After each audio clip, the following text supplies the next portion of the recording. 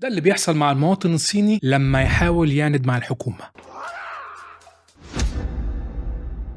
الصينيين معروفين بحبهم الشديد لممتلكاتهم اللي نادر قوي لما يفرطوا فيها، وبيبقوا عنيدين جدا لو الموضوع ده ليه علاقه ببيع بيوتهم. شركات التطوير العقاري اللي هناك لما تحب تشتري اراضي بيوت قديمه عشان تبني عليها مشاريع زي طرق او كباري او عمارات او حتى مولات، فبتعوض اصحاب البيوت دي بمبالغ مناسبه ليهم جدا. لكن في من اصحاب الاراضي او البيوت دي ناس بترفض تبيع، يا بيكونوا طمعانين في قرشين زياده فبتتحل، يا بيرفضوا عند في الحكومه، فبينتهي بيهم الامر انهم يجبروا الشركات دي بالحفر حوالين بيوتهم عشان يطلعوا بالمشروع. بيوت الناس العنيدة دي اسمها النيل هومز، ما بيبقاش عند صاحبها اي مانع ان هو يصحى من النوم يلاقي نفسه وسط طريق سريع، او انهم يقطعوا عنه المية والكهرباء لمدة شهور برضه قاعد، ويبقى للملك العنيد ده اخر فرصة ليه مع الحكومة. لو نجحت هيهدوا البيت ويقوموا بالمشروع، ولو فشلت فهينتهي بيه الحل انه يلاقي بيته بقى قدام يا مدخل مول يا وسط كومباوند سكن، هو وحظه بقى.